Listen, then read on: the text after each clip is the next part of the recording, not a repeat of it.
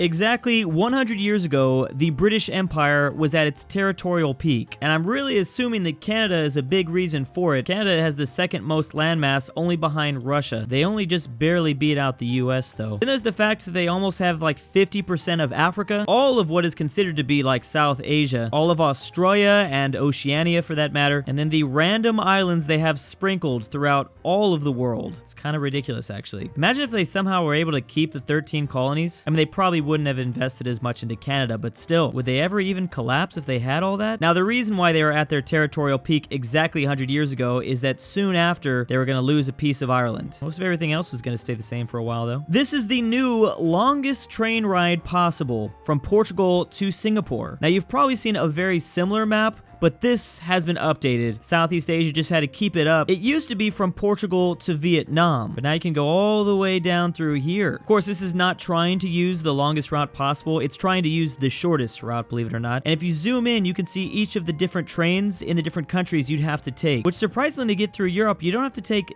that many, just 5 different lines to get all the way to China. And then things get pretty crazy going through China, through Laos. You gotta take 7 different ones just to get down through Singapore. Now I just wonder, would it technically be longer to go from Portugal to South Africa? If you had to go through the Black Sea, like all the way up here, and then dip straight through the continent, I feel like it'd be close. Of course, the ultimate dream is to connect Russia to Alaska, extending this rail network all the way to New York. New York to London, that'd be the craziest train ride ever. What is gasoline called around the world? Now, I knew the British and a lot of their former colonies referred to it as petrol. It took me like years to figure out they meant gasoline. Now, the term petrol is almost exclusively used throughout territory the British once controlled, and now you guys all know that because we saw how big they were 100 years ago. But I find it interesting that we influenced Canada to take up the word gasoline. I mean, everybody in the West was almost doing it. There's a couple outliers down here. How exactly did Portugal and Spain get on board with this though? They also exported it to their colonies, well, at least Portugal did with Brazil and these 2 African ones. The US controlled the Philippines for a second there, so I guess that's why they used gasoline, and then, I don't know, South Korea and Japan maybe just forced it on them in the last 50 years. Now, I'm not gonna lie, these other terms I've literally never heard of in my life. Benzene, maybe like once ever, and that is used throughout all of Europe, North Africa, the Middle East as well. Then there's, I think this is essence, which is only used in like France and former French colonies kind of, and probably parts of Belgium because they speak French in their former colonies. Yeah, kind of. And then there is this orange down here in America. I just wonder how. How is this the only outlier in the world? Like, I can't explain this. Argentina, Paraguay, Uruguay, can you figure it out for us? There's probably really interesting history of how these terms got adopted, and it seems complicated. 20 years of deforestation in the Amazon rainforest. Whoa. All right, so automatically that first one was pretty bad. From 2005 to, okay, that just looks like a giant desert that's exploding. I didn't know it was that bad. What part of the Amazon rainforest specifically though? And I'm sure it's not getting any better. Luckily, it looks like the area wasn't extremely large, but I can still see it's probably not a good trend. European protests from 2020 to 2021. So the blue are peaceful protests, the orange are protests with intervention, and then the rare red ones, excessive force against protesters. So far, I don't see a whole lot of red just yet. Now, this is April 2020. It actually looked like there were less protests happening before the lockdown. Yeah, so this is like before, and then the lockdowns really hit like in April. You could see, look, oh, there was a small decline. Oh, this is gonna get bad, isn't it? Oh, I can already feel it. Okay, it's June of 2020. It's just gonna be one giant blue/red. Oh, there's red in Belarus. Yeah, I'm learning about that. I'm assuming a lot of the red is going to come from that country. Okay, we're now entering into 2021. How would they even get this data? How can you log every single protest? Whoa, what is going on in Russia? All right, that was a scary surge there. All right, you know, it's not that crazy, but yeah, the surges are...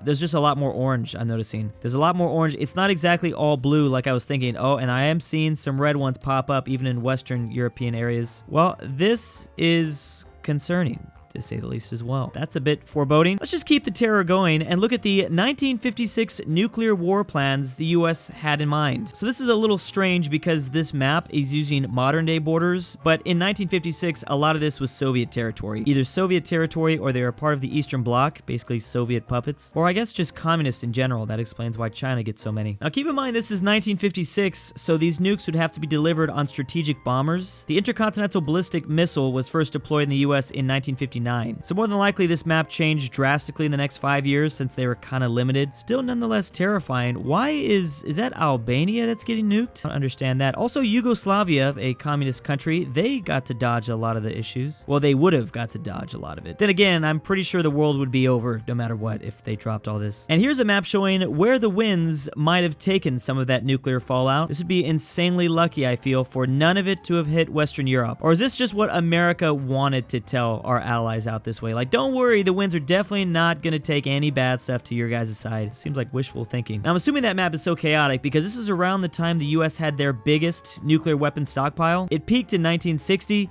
went down for a bit, and then ramped up a little bit during the Vietnam War. That's nice to think about, but luckily it's been on a downward trend since then. What's terrifying to think about is how many of these targets haven't actually changed today, because you know they still have plans for like a worst case scenario. The official name of countries. Do they use Republic or Kingdom? Of course, there's many countries that don't include Republic or Kingdom, but it seems a majority do, and a majority use Republic. But I'm really liking these outliers. So we all know about the United Kingdom. That's probably the most popular. And I think a lot of people know about Saudi Arabia. We call them that, but they're officially known as the Kingdom of Saudi Arabia. I knew Thailand was technically a kingdom, but these other ones are kind of shocking. Like, obviously it's just easy to refer to these places as, for instance, Spain, but a lot of these places throw kingdom in front of the name. For some reason, to me, Belgium is kind of the most surprising. I completely forgot that they were the Kingdom of Belgium. I remember that a lot of the Nordic lands have this stuff going on. There's also a couple little dots down here in South Africa. We can't forget about big, powerful Bhutan. Countries with the highest number of prisoners per 100,000 population. All right, so I'm pretty sure the US is going to be way out in front, but let's just see. It's 2001. We're still in first place. Look at the Cayman Islands go. Whoa!